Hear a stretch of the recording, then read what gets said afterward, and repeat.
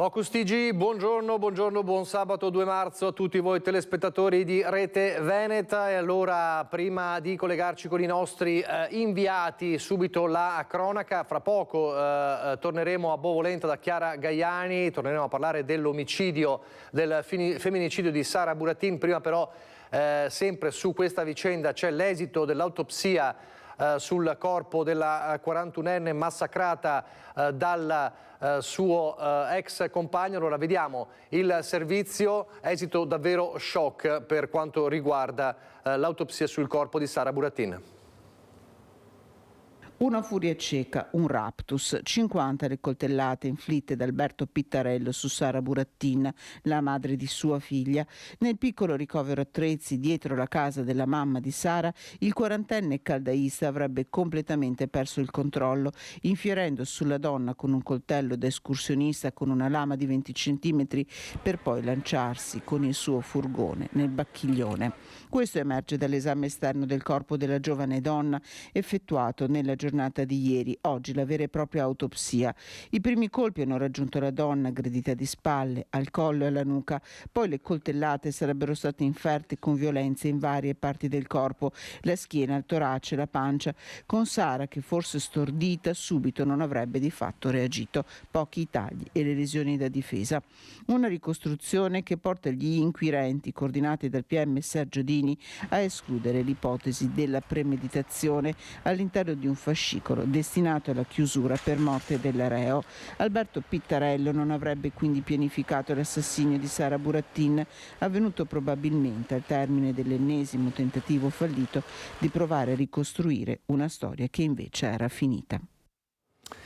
E fra poco, allora, come vi dicevo, ci collegheremo con Chiara Gaiani a Bovolenta perché fatta l'autopsia adesso si decide per i funerali di Sara Buratin e in quel giorno ci sarà lutto cittadino a Bovolenta. Ci torneremo fra poco. Adesso andiamo nel Vicentino. La frana dovuta alle piogge consistenti ha sfiorato una casa. Siamo a Cornedo Vicentino, sassi e fango in questa via che resta chiusa. Per noi ci sono sul posto Luisa Bertini e Andrea Benetti. Buongiorno Luisa.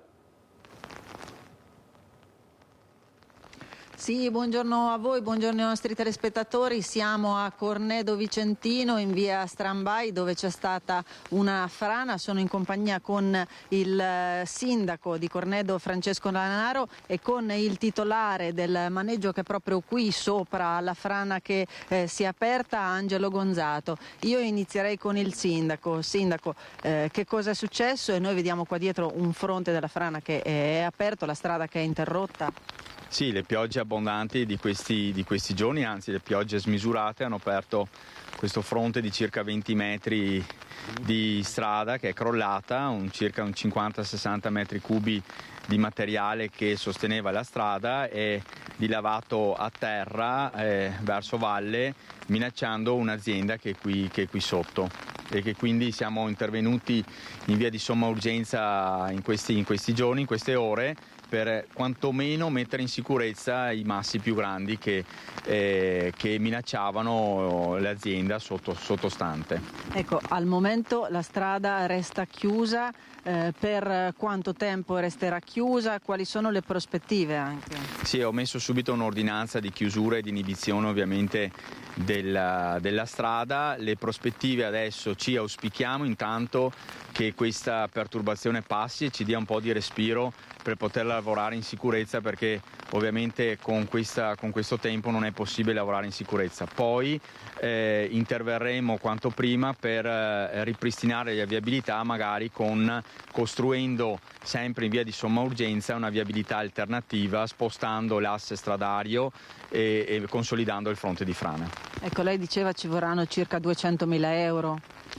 Attualmente adesso stiamo intervenendo con risorse nostre, con ditte specializzate del territorio, per dare una risposta concreta e di vicinanza alle attività, ai cittadini della nostra comunità. Dopodiché ci auspichiamo che arrivino veramente risorse dall'alto, perché noi con i nostri bilanci non ce la facciamo. Circa 250.000 euro sono in questo momento il preventivo di massima che un incidente del genere provoca in questi casi. Ecco, signor Angelo, lei che ha qui il maneggio mi diceva che il problema è anche per l'approvvigionamento proprio del cibo per gli animali, di quello che serve. Esatto, ne abbiamo per una ventina di giorni e dopo sarà un bel problema. C'è stata tanta paura. Sì, sono quegli eventi che spaventano. E lei mi diceva che comunque il maneggio, stando sotto a quello che è il fronte collinare, spesso si riempie di acqua anche. Sì, la collina è piena d'acqua. Cerchiamo ogni volta di tenerla monitorata, ma a volte quando gli eventi sono troppi non si riesce. C'è tanta acqua. Ecco, e a proposito dell'acqua, quindi gli interventi saranno spostati a quando la pioggia finirà, ovviamente, perché adesso non si può intervenire, c'è il terreno che ancora è bagnato. Sì, qualsiasi cosa si tocchi può essere causa di un'ulteriore frana, quindi gli ingegneri e i geologi ci hanno rassicurato che bisogna intervenire nel momento in cui questa situazione si stabilizza, insomma, ecco. Ecco, io ringrazio il sindaco di Cornedo e ringrazio il signor Angelo e restituisco a voi la linea allo studio.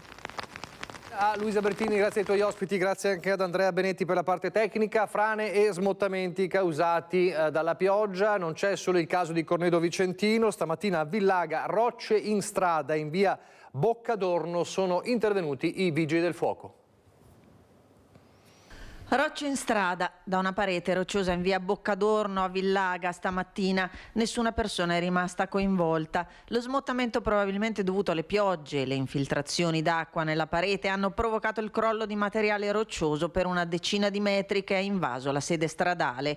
I vigili del fuoco, accorsi dall'Onigo, hanno effettuato un primo sopralluogo e pulito dai detriti una corsia della strada per far riprendere la circolazione. I carabinieri hanno deviato il traffico fino all'intervento di una ruspa del comune che ha completamente ripulito la sede stradale. Parliamo ancora del maltempo di questi giorni, post maltempo, rifiuti accatastati fuori dalle case, ricordi e suppelletili che nelle cantine allagate non si sono salvati dall'ondata di maltempo a Vicenza. Riciclerie della città aperte anche tutta domenica, domani, per smaltire questi oggetti. Dopo l'ondata di maltempo si punta al rapido ritorno alla normalità per i cittadini e le attività colpite dagli allagamenti. Qui siamo in Viale Trissino, zona limitrofa allo Stadio Menti, andata sott'acqua che fa i conti con la fase dello smaltimento dei rifiuti. Cantine svuotate da suppellettili e ricordi e gran lavoro per i tecnici di IM Ambiente che stanno completando la raccolta del materiale accatastato. Quando siamo tornati appunto il giorno dopo abbiamo trovato tutto completamente pieno e le cantine appunto che aveva l'acqua più o meno alla mia altezza. Sì. Adesso state ripulendo, è la fase delle pulizie, diciamo? Sì, abbiamo tolto tutto quello che si era rovinato, è stato un lavoraccio e adesso appunto praticamente la cantina è vuota, abbiamo potuto mantenere poco, le biciclette per fortuna si sono salvate. Dopo gli allagamenti degli scantinati, la fase delle pulizie e come vedete adesso scatta anche la fase dello smaltimento rifiuti.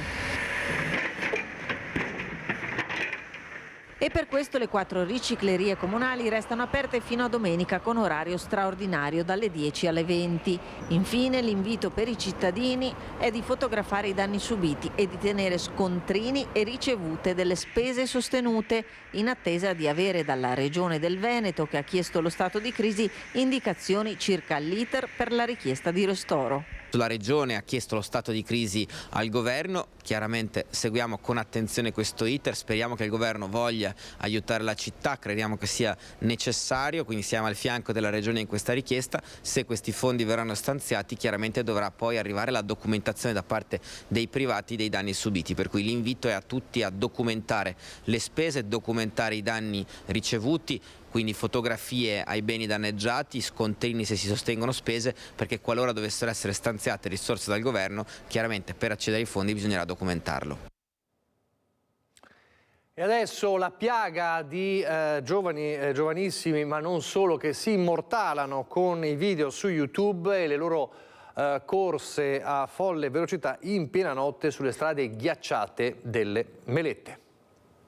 Derapate contro sterzi, freni a mano e poi folle velocità fino a 120 km all'ora sulle strade ghiacciate delle Melette. Follie in altopiano dove un gruppo di giovani si è dato appuntamento.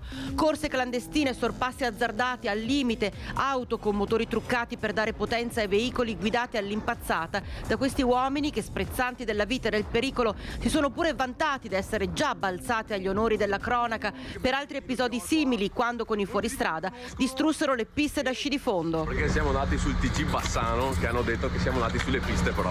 Un video pubblicato su YouTube dove si riconoscono volti, nomi. Purtroppo le corse clandestine alle Melette non sono una novità, visto che già nel 2019 si erano verificati simili episodi. In quell'occasione era arrivata una condanna molto dura da parte del sindaco di Gallio, Emanuele Munari. Un pericolo, oltre che per gli sconsiderati protagonisti, anche per chi, residenti o turisti per caso in transito in quel momento, dovesse incrociare una di queste auto impazzite. Allora, torneremo fra poco alla cronaca, ma c'è anche la politica che si impone, c'è subbuglio in Lega in queste ore per un rischio molto vicino di espulsione per Gian Antonio Darè. Prima di sentire il nostro Christian Arboit con tutti gli ultimi aggiornamenti, sentiamo quello che ieri è andato in onda nel nostro servizio, proprio Gian Antonio Darè, che a Focus aveva parlato di questo suo sfogo molto pesante nei confronti di Salvini. Lei gli ha dato del cretino a Salvini, ha detto se non se ne va via con le sue gambe andiamo noi a cacciarlo in via Bellerio. Non teme provvedimenti drastici nei suoi confronti? È stato chiaramente uno sfogo perché effettivamente sulla politica europea ci sono state delle lacune e sono state importantissime. Altro che scuse, al telefono con il direttore Luigi Baccialli in diretta su Focus, Gian Antonio Darè non fa nessuna marcia indietro, quel cretino rivolto a Salvini e riportato dalle cronache nazionali lo ha detto per davvero e senza rimpianti, soprattutto a fronte di alcuni sondaggi shock che darebbero la Lega alle europee poco sopra il 5%. L'ex segretario nazionale tira dritto, al leader nessuno sconto. Rimproveriamo il fatto che non si confronta con la base o comunque con le persone che magari hanno un ruolo anche così di primo ordine, perché la politica poi la si fa, è un gioco di squadra, non è che uno fa il leader, sì, puoi fare il leader, però bisogna confrontarsi con quelle che sono le realtà sul territorio. Ospite di Focus c'è anche Alberto Villanova, capogruppo Lega Liga in Consiglio regionale. La sua posizione è solo apparentemente equilibrista. Non crede che da Milano possano arrivare provvedimenti, insomma ci sono state espulsioni per molto meno, no? nel Carroccio. No, non voglio pensare che ci siano provvedimenti, insomma Tony Darè fa parte della storia della Liga Veneta, ha ricoperto ruoli importantissimi anche in periodi storici molto difficili. Questo non è il momento non credo sia il momento di provvedimenti disciplinari, ma credo sia il momento di ritornare, come dicevo prima, a concentrarsi su quelli che sono i problemi dei veneti. Insomma, la stagione delle purghe è finita, fa intendere Villanova, pur tenendosi nell'ortodossia, così come Mario Conte, ma non è più un tabù per nessuno mettere in discussione la linea politica o iniziare seriamente a farlo. È facile quando le cose vanno bene esaltare un leader e quando le cose vanno male scopparlo fuori. È evidente che ognuno di noi deve fare autocritica, dobbiamo assumerci delle responsabilità, se sarà necessario fare dei cambiamenti tematici lo dobbiamo fare tutti insieme, però credo che sia arrivato anche il momento della responsabilità nei confronti dei nostri elettori e dei nostri ex elettori, perché se qualcuno che ci votava ha deciso di non votarci più, un motivo ci sarà e sta a noi capire il perché. Allora così Christian Arboit ieri ha raccontato un po' il clima, un clima che diventa ancora più bollente nel momento in cui si parla di procedure di espulsione per Gian Antonio Darè. Dai vertici regionali questa mattina si parla in realtà di le offese di Darè che sono oggetto, diciamo, dell'organo disciplinare, quindi non sarebbe partita una vera e propria procedura, ma chiaramente se ne parla. E il nostro Christian Arboit si trova a Godega di Sant'Urbano insieme a Francesca Pezzo, perché questa mattina a Godega di Sant'Urbano, per l'antica fiera del paese, c'erano tantissimi esponenti della Lega, Zaia compreso. Allora, che clima hai trovato?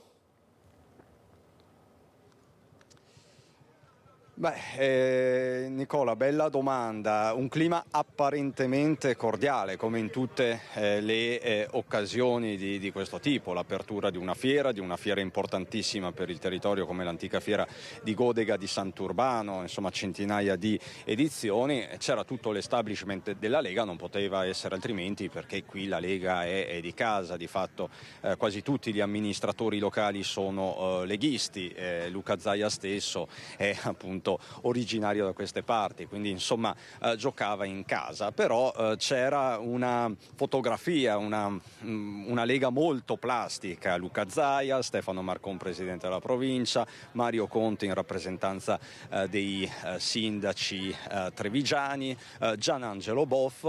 Si è intravisto di prima mattina anche Gian Antonio D'Arè, che di fiere non se ne perde una, soprattutto fiere agricole, ma Gian Antonio D'Arè non ha partecipato alla cerimonia ufficiale. Anche questo è un indizio, noi che facciamo i cronisti sul territorio, insomma, lo vediamo sempre Gian Antonio D'Arè alle fiere. Era presente, è passato a salutare il suo popolo, ma poi se n'è andato. Abbiamo tentato anche di rintracciarlo, però per il momento il telefono non suona e ovviamente noi siamo qui, se mai ci stesse sentendo, vedendo qui su Rete Veneta. Con me però c'è un altro pezzo da 90 della Lega presente sul palco, Alberto Villanova, che avete visto nel servizio. In quel servizio, ospite di Focus con il direttore Luigi Baccialli, che cosa diceva Villanova? Si augurava che appunto da via Bellerio non partisse alcunché, cosa che invece è successa: espulsione, procedimento disciplinare, insomma lo staremo a vedere.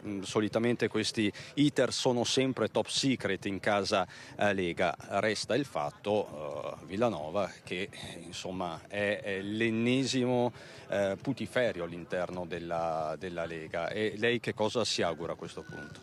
Buongiorno a tutti. No, io mi auguro che si ricomponga questa frattura. Sicuramente Tony D'Arè ha fatto uno scivolone insultando il segretario Salvini, e questo penso sia evidente a tutti, che abbia esagerato.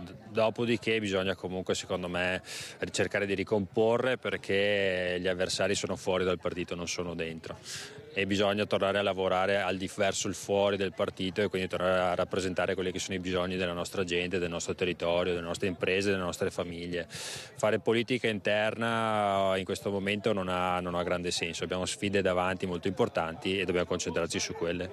Quindi vi indebolisce anche agli occhi degli alleati, sostanzialmente dei meloniani, di Fratelli d'Italia soprattutto. Quando lei parla di avversari, chi sono gli avversari?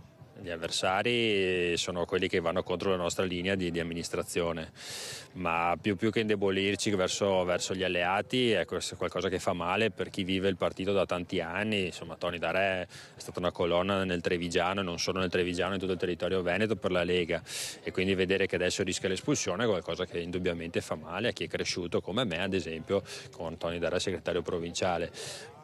Ripeto, abbiamo visto tutti l'errore nell'insultare il segretario Salvini. Penso che se ne sia accorto lui per primo di aver fatto un errore, però detto questo penso che ci sia bisogno dell'aiuto di tutti per andare avanti. Gianangelo Boff, che abbiamo intervistato poco fa sostanzialmente, dice se avessero dato del cretino a Gian Antonio D'Arè quando era segretario nazionale non si sarebbe nemmeno arrivati all'espulsione, perché lo avrebbe fatto fuori prima. Questo dice di fatto Boff, è così tanto per intorbidire un po' il clima, però insomma è un'affermazione pesante, la sentirete questa sera ovviamente nel corso dei nostri telegiornali. Lei che dice, se la sarebbe presa in qualità di segretario nazionale D'Arè? Ma chi non se la prende per un insulto del genere? Penso sia comprensibile, e insomma, ripeto, tutti quanti ci siamo resi conto che è andato ben oltre il limite Tony D'Arè. Poi immagino, insomma, se ci saranno magari delle scuse, ci sarà il modo di ricomporsi, magari si tornerà a parlare sul piano politico e non sul piano degli insulti. Questo deve essere il minimo all'interno di un partito come il nostro. Restiamo quindi sul piano politico, giustamente. Villanova, D'Arè o non D'Arè, c'è una Lega Veneta, una Liga Veneta che chiede di contare di più sostanzialmente a livello di dibattito, chiede anche un cambio di linea politica al leader. Ma più che un cambio di linea, io credo ci sia bisogno di tornare a fare la Liga Veneta al 100%, nel senso, noi abbiamo un grande amministratore, un grande leader qui in Veneto che è il presidente Zaia, che ci ha insegnato in questi anni di amministrazione cosa vuol dire interpretare i bisogni dei veneti. Noi dobbiamo fare questo, tornare a parlare delle nostre famiglie, dei problemi delle nostre famiglie, dei nostri concittadini, della nostra economia, delle nostre imprese, del nostro territorio. Questa è la Liga Veneta, questa è la Lega, deve essere un sindacato del territorio, e se noi torniamo a fare al 100% questo lavoro, io credo che in Veneto non abbiamo paura veramente di nessuno. Cristian. Nicola, dimmi. Ciao, no, ti devo interrompere un attimo perché devo andare a Bovolenta, che stanno facendo riemergere il furgone dell'assassino di Sara Buratin. Chiarissimo comunque Villanova e il abbiamo clima detto che tutto, ti restituisco la linea. Perfetto, grazie mille. Subito a Bovolenta, l'argine del Bacchiglione, hanno agganciato il furgone di Alberto Pittarello, il 39enne che ha ucciso Sara Buratin. Quello è il furgone con il quale si è lanciato nel Bacchiglione e lo stanno ormai issando con la gru. Chiara, mi senti? Sì Nicola, buongiorno ai telespettatori. Con le immagini del collega Francesco Ratai vi stiamo appunto proponendo quello che raccontavi. Il Nissan 7 posti di Alberto Pittarello è stato tirato fuori dalle acque del Bacchiglione. Come potete vedere il livello è notevolmente calato anche solo rispetto alla giornata di ieri, poco prima di mezzogiorno. Adesso è in questa zona arginale dove, come dicevi tu, i vigili del fuoco lo stanno issando per poi caricarlo sul furgone del carro attrezzi che è proprio alle spalle da dove sono in questo momento. Che i vigili del fuoco tornassero in acqua questa mattina è stato chiaro fin da subito, era fondamentale, era importante riuscire a portare a riva il furgone. Ieri avevamo fatto vedere quel lungo filo rosso che segnalava la posizione del furgone. Le immagini sono davvero impressionanti, chiedo al collega di tornare un attimo perché guardate, il muso è completamente distrutto. Quella è proprio la parte anteriore del furgone dove sedeva Alberto Pittarello, che quando si è lanciato in acqua probabilmente a una velocità elevata deve aver sbattuto contro le arginature e poi per posarsi poi nel letto del fiume dove, ricordiamo, era capovolto ad una profondità di circa 5-6 metri. Ecco, queste sono le fasi conclusive. Ecco, vedete proprio in questo momento il furgone viene issato dalla gru dei vigili del fuoco, in acqua i sommozzatori del reparto di Venezia che sono tornati questa mattina per concludere le fasi delle operazioni di recupero del mezzo. Vi aggiorniamo, se non l'avete già fatto, anche su quella che dovrebbe essere la data dei funerali di Sara Buratin, che dovrebbero essere previsti. Non c'è ancora la certezza al 100%, ma diciamo c'è un'ufficiosità importante. Giovedì mattina alle ore giovedì pomeriggio alle ore 15:30 si terranno nella chiesa di Bovolenta. Attraverso il sindaco sappiamo che i familiari hanno chiesto massima riservatezza. Funerali che saranno a Bovolenta anche per Alberto Pittarello, per l'ex compagno di Sara Buratin che purtroppo l'ha uccisa in un modo davvero tragico e crudele. Pensate, 50 le coltellate. Le due famiglie si sono viste, la famiglia di Sara Buratin e di Alberto Pittarello, anche nella giornata di ieri. Il sindaco ci raccontava come ci sia un profondo legame tra di loro. Ecco, adesso in questo momento stanno appunto dando gli ultimi dettagli. Vediamo i vigili del fuoco si stanno avvicinando all'uomo del carro attrezzi. Ecco, vi restituisco la linea. Grazie mille, grazie Chiara. Queste sono dunque le immagini del furgone. Allora abbiamo visto queste immagini impressionanti del furgone che viene issato, il furgone con il quale si è lanciato nel Bacchiglione Alberto Pittarello. C'è un'altra notizia di cronaca dal Padovano. La donna romena stalker del sindaco di Cadone, che è stata rimpatriata dopo essere stata imbarcata su un volo diretto in Romania. Divieto d'ingresso in Italia per 5 anni per la cittadina rumena, stalker del sindaco di Cadoneghe Marco Schiesaro e responsabile dei danneggiamenti di un bar di Vigo d'Arzere, di aver dato fuoco ad alcune cassette nelle lettere del comune di Cadoneghe, dell'incendio di un contenitore nella biblioteca di Campo d'Arsego e di quello del bagno di un supermercato di Via dei Colli a Padova.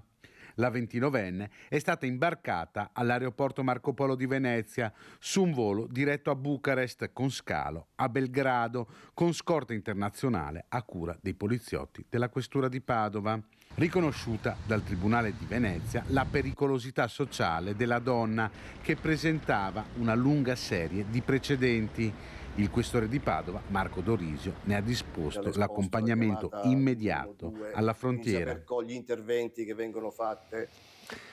Così a Cadoneghe torniamo invece a Mestre. Ieri Anna Maria Parisi ci ha raccontato non solo le parole con l'intervista al barista che è stato accoltellato in Corso del Popolo, ma abbiamo visto anche le immagini scioccanti di quella sera, quella aggressione violentissima. Rivediamole. Identificato l'accoltellatore dell'imprenditore di origine bengalese di Mestre. L'aggressore è un 32enne di nazionalità rumena residente a Campalto. Eccolo nel video dell'accoltellamento di Corso del Popolo a Mestre. Sono da poco trascorse le 18:30 di lunedì 26 febbraio. L'aggressore urla, impreca ed entra nel bar dopo aver rotto una vetrata. Sono momenti drammatici e concitati. In preda ad una rabbia sconfinata, eccolo dopo aver estratto il coltello che teneva con sé sotto la manica mentre aggredisce a colpi di fendente l'imprenditore con il cugino e uno dei lavoratori, tutti e tre di nazionalità bengalese.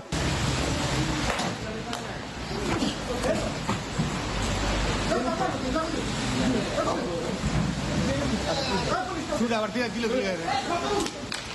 10 giorni di prognosi, ferite alla testa, 4 punti alla gamba e al piede sinistro ancora claudicante, vistosamente sotto shock. A 4 giorni dall'aggressione l'imprenditore racconta quei terribili momenti. Coltello lama quasi di 20 cm lunghezza e questa quando come spende Swiss arriva di proprio col coltello fortissimo. 2 o 3 volte l'ha fatto per mio cugino, sua giacca rotto e tagliato proprio, sua mano un po' tagliato. Quando ho visto così ho voluto difendere mio cugino. Racconta come ogni giorno, sebbene in preda alla paura per via di criminali, sbandati e pusher, continui a lavorare alzando la saracinesca delle sue attività. Sì, vero così. Anche importante paura mio ragazzi di più, perché io non vado sempre di là locale apertura va a miei ragazzi quando anche loro paura.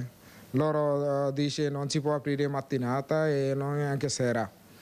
Perché tutti i spazzatori, tutti i drogati gira più di volte questa zona. È ragione per la quale anche lui prenderà parte alla marcia per la sicurezza di Mestre in fase di organizzazione. Adesso è molto problemi per i spazzatori e anche drogati. Importante Corso del Popolo, via Gasperi Goggi, questa zona è Caposena, questa zona più pericolosa. E allora dovrebbe essere a metà marzo la manifestazione alla quale prenderà parte anche il barista che abbiamo sentito intervistato. Ieri nel frattempo c'è stato un sopralluogo nella zona di Corso del Popolo del sindaco Brugnaro. Ci racconta tutto Anna Maria Parisi in diretta. Buongiorno Anna Maria. In diretta da Corso del Popolo a Mestre con Ali, buongiorno. Buongiorno, un piacere. L'imprenditore di nazionalità di origine bengalese, perché dal 2014 lei ha anche la cittadinanza italiana. Italiana. Vivo qua 26 anni. Che sta organizzando questa marcia per la sicurezza che si terrà con molta probabilità entro metà marzo, forse anche prima, tra una settimana, ma la data è ancora da definirsi in quanto in attesa dell'ok della Questura di Venezia. Dicevi bene, ieri la passeggiata di ricognizione, diciamo così, del sindaco di Venezia, Luigi Brugnaro, e lei è rimasto soddisfatto di questa passeggiata? Ha incontrato il sindaco lì, cosa le ha detto? Sì, era anche un piacere per incontrare lui, però abbiamo visto, non è passato da noi, ho visto fare la passeggiata. Cioè, non è passato da voi e non è andato neanche dagli altri commercianti. Io sono andata a parlare con gli altri commercianti, sono circa 6 le attività comprese, oltre quella di Ali, che si trovano una accanto all'altra qui in Corso del Popolo, inizio Corso del Popolo, incrocio con via Torino, gestite tutte da imprenditori di nazionalità o d'origine bengalese, e mi hanno detto che non hanno avuto il piacere di conoscere il sindaco. Quindi da qui il suo invito al primo cittadino di Venezia, Luigi Brugnaro. Sarebbe un piacere, invito anche tramite voi, se mi passate un giorno come siamo, racconto tutto. Lei guarda me, ma deve guardare la telecamera con Sandro Ponchio alle immagini per fare questo invito. Allora estenda questo suo personale invito al sindaco. Sì, tramite voi invito il sindaco un giorno a passare anche da noi. Perché diceva Nicola, adesso è molto provato, lì lo vediamo un po' sottotono perché è preoccupato per la situazione che sta vivendo quotidianamente. Per quanto attiene alla sicurezza proprio, Nicola ci diceva lì che lei vorrebbe parlare con il primo cittadino per dirgli quali sono le problematiche che giorno dopo giorno, ogni giorno deve affrontare lei come gli altri imprenditori in questa zona di Mestre. Sì, maggior parte noi chiudiamo tutelare dei cittadini, anche negozianti, commercianti, perché qua è un problema del spaccio. Cioè voi li conoscete questi spacciatori, sapete chi sono, quindi li vedete? Insomma. Sì, ma lo vedo ogni giorno. Ha avuto anche tanti problemi con loro. Che tipo di problemi ha? Problema, ma non possiamo parlare, se no arriva a rompere il mio negozio, già rubato qualche giorno fa, i tavoli che non riesco a mettere fuori adesso. Sì, quindi c'è anche questa omertà, Nicola, naturalmente da parte dei gestori dei locali per la paura di ritorsioni e ripercussioni. Quindi ringraziamo nuovamente Ali per essersi esposto, per esporsi in prima persona. Grazie personalmente anche a lei che ha dimostrato che la situazione del Mestre è la situazione della questa zona. Grazie tanto. La linea può tornare a te da Mestre, è tutto, Nicola. Grazie Anna Maria Parisi. Furti, poi c'è un'altra piaga, quella dei furti nelle abitazioni, le baby gang. L'abbiamo raccontato spesso, non solo a Mestre ma anche a Treviso, sindaci esasperati sui due fronti. Alcuni sindaci che si sono recati ieri in prefettura a Treviso hanno ottenuto maggiori controlli e non solo. Siamo sicuramente preoccupati perché o si dà una risposta immediata e c'è una giusta conseguenza agli atti che vengono fatti da questi ragazzi, altrimenti sicuramente si spinge qualcun altro a delinquere ulteriormente. È questo timore che ha spinto la sindaca di Carbonera, accanto ai colleghi di Breda, Villorbe e Arcade, a incontrare il prefetto e di fatto a mettersi in rete contro il disagio giovanile. In ballo c'è un progetto specifico fatto di recupero e lavori socialmente utili. La disponibilità da parte della prefettura di fare un progetto sperimentale per occupare questi ragazzi che molto spesso sono appunto vittime un po' della noia, ecco, e cercare di impiegarli per farli capire insomma la gravità delle loro azioni e quello che può essere la responsabilità del lavoro e dell'impegno quotidiano. La stessa Ortolan parla di attività soprattutto manuali che impegnino baby bulli e vandali, e questo al di là dei tempi della giustizia, spesso incompatibili con la necessità di intervenire subito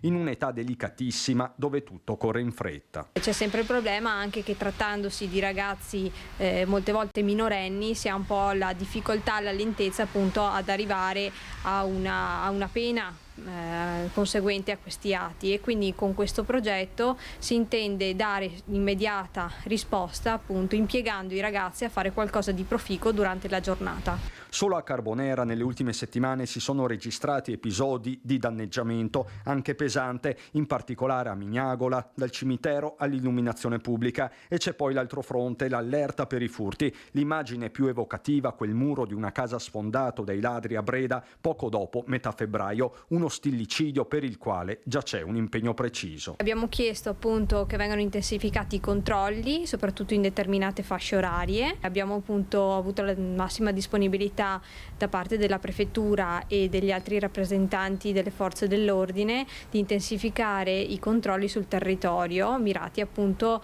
a prevenire questi fatti. Uomini e mezzi supporteranno l'azione del comando di Polizia Intercomunale Postumia Romana. Arcade, Carbonera, Breda e Villorba complessivamente contano più di 40.000 abitanti.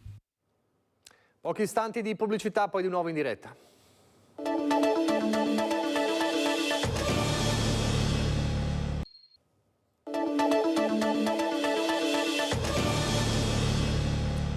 Di nuovo in diretta con Focus TG, ripartiamo da Padova e dal caso di un'anziana di 93 anni di Padova che si è vista arrivare una bolletta da 2.500 euro, lo racconta la nipote della donna, Michela Busana.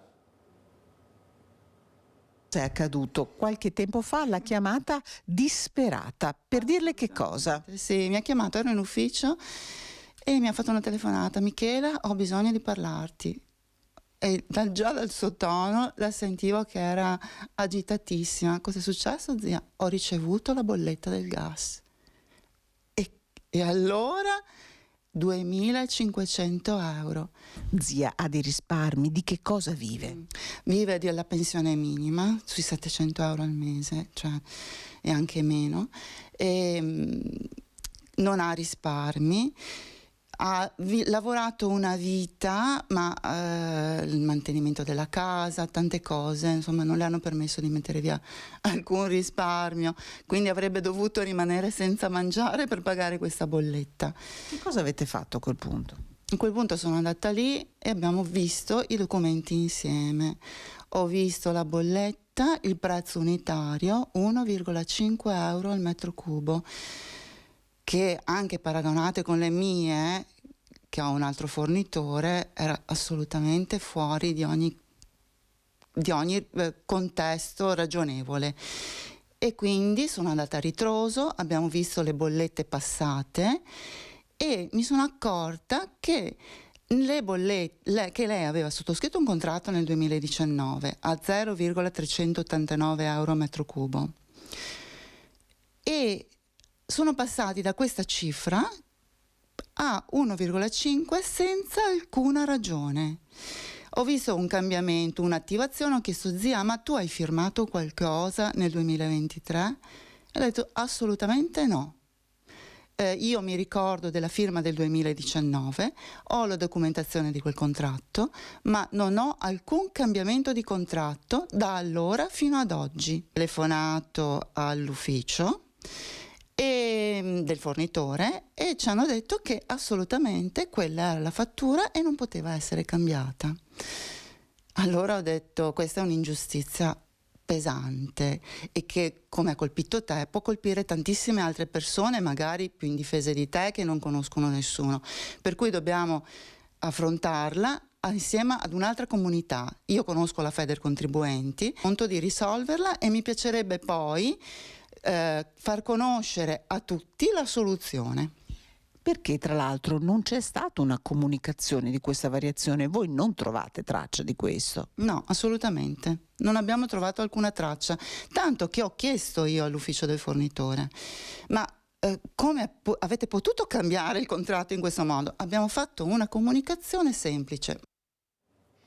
Abbiamo argomento aperto il dibattito tra le proposte del ministro Valditara dell'istruzione, c'è anche quello di creare delle classi di accompagnamento per studenti stranieri che abbiano dei deficit di lingua, una proposta che diventa subito scontro e che divide l'opinione pubblica. Non si risponde con la ghettizzazione, si risponde con l'integrazione, semmai aumentando il ruolo dei mediatori all'interno delle scuole. Separare gli alunni italiani da quelli stranieri che non padroneggiano la lingua italiana, creando così classi di accompagnamento in cui restare finché i livelli standard non si siano raggiunti. La proposta arriva da Roma con l'emendamento del ministro all'istruzione e in Veneto trova subito fronti contrapposti ad accoglierla. Mi pare che divida il mondo della scuola, divida gli studenti, divida soprattutto ragazzi che vengono da condizioni diverse o da paesi diversi. Non sapendo neanche parlare l'italiano, non diciamo scriverlo, ma neanche parlarlo, lì sì ho visto in queste classi con tutti dentro, ho visto fenomeni di esclusione, non sinceramente sicuramente nelle scuole, nelle classi ponte a cui pensa il ministro Valditara. Così Riccardo Barbisana, vice segretario della Lega, un passato da docente. Il tema divide anche l'opinione pubblica. Assolutamente contrario alla divisione, separazione di classi. Perché? Perché aiuta a maturare tutti. Certamente bisogna fare prima un corso di lingua italiana, visto che vengono su un paese non loro, e adeguarsi alle esigenze del governo, le regole. Per me è sbagliato, va bene tutti avanti assieme, così impara uno e anche l'altro la lingua. Non sono d'accordo, perché se dobbiamo aprirsi con tutti, questo vuol dire allontanare sempre di più l'integrazione. Che ci vorrebbe soprattutto una insegnante in supporto per aiutare questi ragazzi a inserirsi. Quindi se li mettiamo in un'altra classe non si inseriranno mai. È molto complesso, sì, molto complesso. Lei non se la sente di rispondere su due piedi? No, su due piedi no, vorrei informarmi di più. Sui banchi di scuola oppure in cattedra o nell'assistenza agli stranieri, ecco la voce di chi parla con l'esperienza. Come ex insegnante dico che è super sbagliato. Punto. Bisogna aiutarlo a superare queste difficoltà. Fare magari delle piccole classi con dei professori magari che aiutano l'apprendimento in modo più specifico per dare spazio a delle lacune, trovo sia anche giusto. Direi classi supplementari, perché magari anche un alunno straniero in un ambiente dove ci sono più, diciamo, madrelingua italiani potrebbe sentirsi un pesce fuor d'acqua, diciamo così. Mia moglie, per esempio, che è in pensione da 3 anni, svolge un servizio per la Caritas dopo scuola proprio per bambini extracomunitari. Effettivamente non hanno genitori che parlano italiano, sono loro magari a fare da interpreti poi, e il livello è veramente molto basso, cioè lei quando torna a casa è demoralizzata perché per quanta buona volontà ci metta effettivamente sono difficoltà enormi. A Bassano del Grappa adesso, dove si discute del futuro dell'ex Santa Chiara, in ballo c'è ancora il progetto del Genius Center, ma si parla anche del nuovo teatro cittadino e un'ipotesi esclude l'altra. Il cantiere doveva aprire entro il 2023. Lo aveva annunciato la sindaca Elena Pavana al San Bassiano dell'anno scorso e qualcuno si era spinto anche a dire che la posa della prima pietra sarebbe arrivata nei primi mesi di quest'anno. Invece del Genius Center, che dovrebbe o doveva rivitalizzare il cratere dell'ex Santa Chiara, non si è saputo più nulla. La faccenda è stata portata in consiglio comunale dalle opposizioni che hanno incalzato l'amministrazione sullo stato dell'iter. Ed ecco la risposta della sindaca. L'iter sta procedendo tra gli uffici preposti del comune di Bassano del Grappa e l'ATP proponente. Arriverà quindi in consiglio comunale e il consiglio sarà sovrano nel decidere sulla prosecuzione o meno di questo progetto. Quindi il percorso non si ferma, non si è fermato e anzi prosegue. E qui viene il bello. Già, perché l'iter è ancora in piedi, ma l'ex Santa Chiara potrebbe diventare anche oggetto di interesse per la sede del futuro teatro cittadino. 2 progetti che non possono certo coesistere e il dettaglio non è sfuggito all'opposizione. Il 15 di marzo avete convocato per la seconda volta i cittadini o chi vorrà esserci, i consiglieri comunali, a valutare le proposte sul nuovo teatro cittadino. Tra queste proposte c'è anche l'area Santa Chiara. Cioè, cosa volete fare lì? Il Genius Center o il teatro? Le due cose non sono compatibili, o si fa l'una o si fa l'altra. Delle due l'una, ma chi scontentare? I cittadini o il fronte del Genius Center? Qual è la scelta dell'amministrazione? Perché l'amministrazione va avanti rispetto a un'ipotesi che andrà a indebitare questo comune per 1.300.000 euro all'anno per 3 anni, rispetto a una soluzione discutibile che rischia di stare in piedi, e nello stesso tempo va avanti valutando la possibilità di costruire sullo stesso sito il teatro comunale, o l'una o l'altra cosa. E cosa ne pensano i bassanesi? Sentiamoli. Quale destino per l'ex Polo Santa Chiara? Il futuro fa rima con Genius Center, con teatro oppure con che cosa? Lo abbiamo chiesto ai bassanesi. Ristrutturando l'Astra si farebbe un gran bel lavoro. Bisogna vedere quanto viene a costare, chi ci mette i soldi e dopo quanta gente ci andrà una volta fatto. Perché se lo teniamo là come simbolo non è un buon investimento. Senta, nell'ex Polo Santa Chiara, visto che c'è questo cratere, c'è spazio, diciamo, a sufficienza, lei cosa vorrebbe venisse realizzato lì dentro? Sono tutte proposte che si fanno a livello di partiti in genere per sostenere una propria idea, senza pensare poi come verrà utilizzato. Ci sono tante cose che si possono fare, bisogna scegliere le migliori, le più opportune. Per il teatro vorrebbe ristrutturare l'Astra? Penso di sì, almeno un po' per gli anziani come me che hanno conosciuto tutta la storia, il teatro Astra è proprio il simbolo del teatro di Bassano, insomma, ecco. Forse è meglio il teatro, che la gente si tenga sempre un po' più al corrente. Teatro, lei signora preferirebbe anche lei questa soluzione? Il teatro. Secondo me è meglio ricostruire quello in centro, insomma, che è caratteristico di un centro di un paese come Bassano. Il teatro io lo vedrei in centro, perché il teatro è più di solito in tutte le città, è un emblema un po' della città. Tutto ciò che riguarda i musei, tutte quelle cose, lo vedrei meglio fuori. Quindi magari ristrutturare il teatro Astra, certo, che c'è in centro, e lì c'è chi dice un parcheggio, un parco, delle biblioteche, certo, insomma. Più spazi, più servizi, tutto. Il teatro vecchio sarebbe bene ristrutturarlo, sì, però potrebbe essere una soluzione anche... Per noi bassanesi era il massimo. E tu andresti a teatro? Io vorrei vedere come esce quello nuovo. E a proposito del teatro, Bassano per tutti punta al dialogo per riattivare lo storico teatro cittadino. L'Astra è un tema centrale di questa città perché la cultura produce ricchezza, quindi noi vogliamo che questo sia un tema della prossima amministrazione e di questa campagna elettorale. Riportiamo l'Astra al centro del dialogo e del dibattito cittadino. I riflettori tornano a essere puntati così sull'ex teatro Astra, oggi allo sfascio. Ad accenderli il candidato sindaco di Bassano per tutti d'Europa Verde, Paolo Retinò, che invita a un'azione coesa, compatta, da parte di un'intera comunità per far rivivere la storica struttura. L'Astra inteso come teatro, partiamo da qui, rimaniamo aperti a ogni possibilità, però l'Astra torni a essere un tema di partenza e di dibattito e di dialogo tra tutte quante le forze cittadine. Poi è particolare attenzione anche proprio alla fragilità del nostro territorio.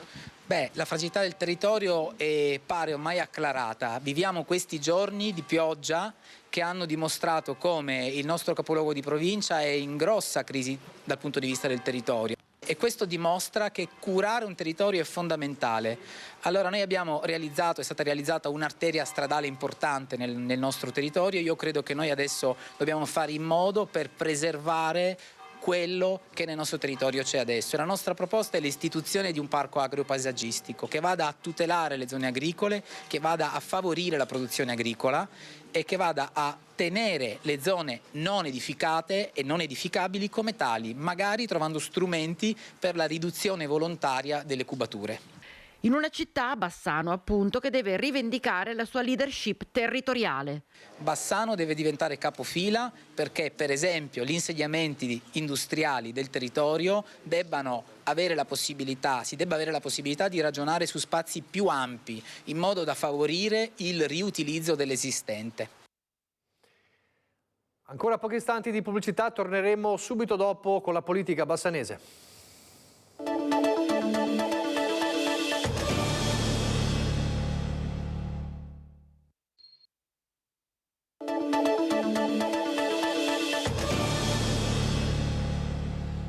Ancora Focus TG, qualche minuto prima della chiusura, ma c'è una novità a livello politico per le amministrative di Bassano. Ce lo racconta in diretta Skype la nostra Vanessa Banzato. Vanessa, eccoci.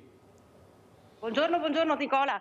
Sì, in realtà c'è una importante, una grande novità, perché è stato dato il nome del nuovo candidato sindaco per il gruppo È il Momento. Si tratta di Gianni Zen, volto noto nel mondo della scuola, nel mondo dei giovani soprattutto. Il suo nome era già stato fatto in più occasioni da più gruppi, in realtà all'interno dei vari partiti, dei vari gruppi, dei vari movimenti per la prossima candidatura a sindaco a Bassano. Adesso Gianni Zen ha deciso di appoggiare questo gruppo, o meglio è stato scelto, come ama dire lui, da questo gruppo di fondamentalmente di giovani che credono nella politica nel senso puro del termine, giusto?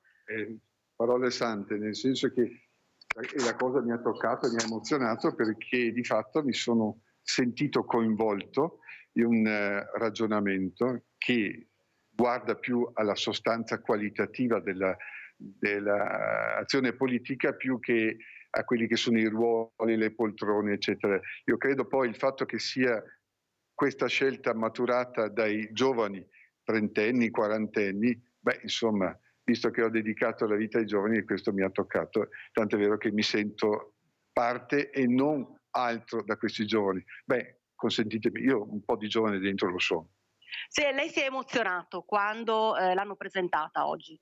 Mi sono emozionato perché non me l'aspettavo e perché pensavo un po' che questo che sta avvenendo a Bassano in qualche modo mi avrebbe portato a fare altre scelte nella vita, perché si può fare politica anche fuori dal mondo politico e amministrativo, cioè nella società. Mentre questa offerta che mi è stata fatta mi ha detto no, io devo fare la mia parte fino in fondo, come l'ho fatta per tanti anni nel mondo della scuola, aiutando e accompagnando questi ragazzi perché maturino poi, è una forma di formazione sul campo, maturino e poi prendano quello che è il testimone che passo loro, perché un domani diventino loro stessi amministratori. Infatti lei ha detto tutto questo percorso che stiamo facendo al di là dell'esito delle prossime amministrative. Certo, non finisce a giugno, indipendentemente da come andrà, ma continuerà, perché è un modo per aiutare i ragazzi a capire, conoscere e masticare quella che è la complessità che poi è la vita sociale. Bene, allora Nicola, hai sentito Gianni Zen, candidato sindaco, si stanno delineando piano piano proprio tutti i vari nomi dei candidati e delle candidate alle prossime amministrative qui a Bassano del Grappa. Gianni Zen va a appoggiare il gruppo È il Momento e al momento, perdonate il gioco di parole, correranno da soli, quindi insomma questo gruppo di ragazzi e di ragazze affiancati da Gianni Zen, che porteranno avanti questa visione della politica e dell'ascolto della città. Da Bassano per il momento è tutto, Nicola. Grazie mille a Vanessa Banzato con questa breaking news politica della campagna elettorale, quindi Gianni Zen candidato sindaco. Intanto a Mussolente scende in campo come candidata sindaca, vediamo chi. Un nuovo patto per il futuro di Mussolente e Casoni, nel segno della continuità, seppur con più di qualche cambiamento.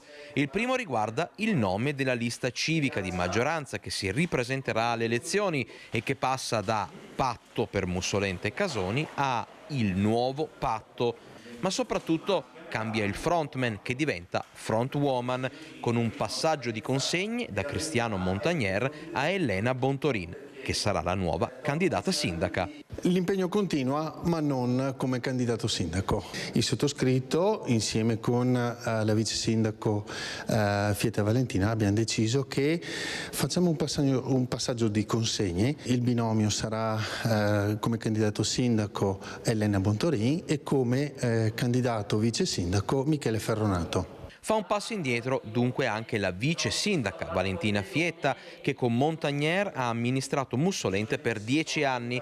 Entrambi non faranno mancare apporto e sostegno al nuovo patto. Il nostro ruolo sarà evidentemente di conduttori, sarà evidentemente, se vogliamo, anche di mentori. Elena Bontorin, attuale assessora alla cultura, giovani, istruzione e crescita generazionale, è pronta alla sfida. Noi punteremo in 4 aree di sviluppo: sviluppo del territorio, sviluppo economico, lo sviluppo sociale e culturale. È un incarico nuovo per me e sono orgogliosa di questo. Mi sento pronta e ho le spalle solide perché appunto a fianco ho anche delle persone validissime, quindi ecco dai, partiamo.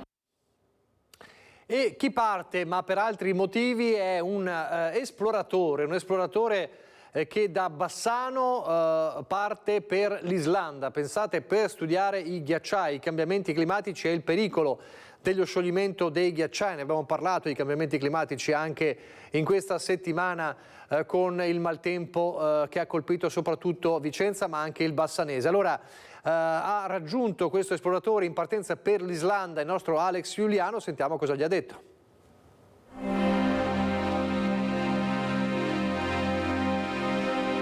I ghiacciai sono il cuore bianco del pianeta e proprio lì, al cuore di tutti, Stefano Farronato vuole far arrivare un messaggio importante.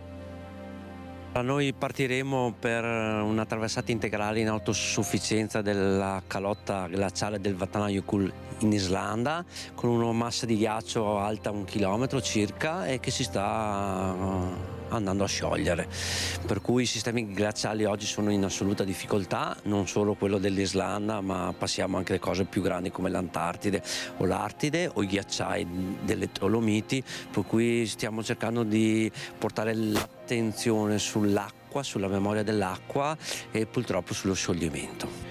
50 anni, originario di San Zeno di Cassola ma bassanese d'adozione, Stefano Farronato è diventato esploratore ancora prima di esserlo, quando si appassionò ai viaggi di Ambrogio Fogar.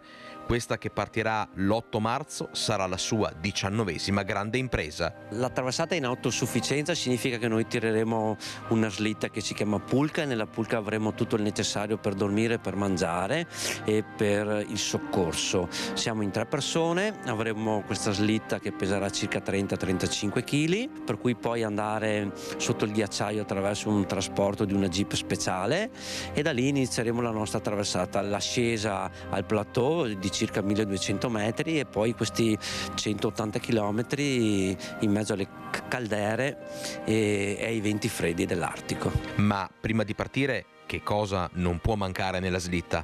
Sicuramente 2 cose che mi porto via da sempre. Intanto un pacchetto di patatine. La seconda cosa che potrebbe far sorridere ma è la vasellina, perché la vasellina deve essere utilizzata nelle cerniere a temperature molto basse, altrimenti le cerniere saltano. Al suo fianco in questa avventura altri 2 esploratori italiani, Roberto Ragazzi e Roberto Fantoli, per 2 settimane estreme, per una sfida sognata e adesso diventata realtà, perché la vita è la più bella delle avventure, ma solo l'avventuriero lo scopre. Con queste splendide immagini ci fermiamo qui, grazie per averci seguito, arrivederci.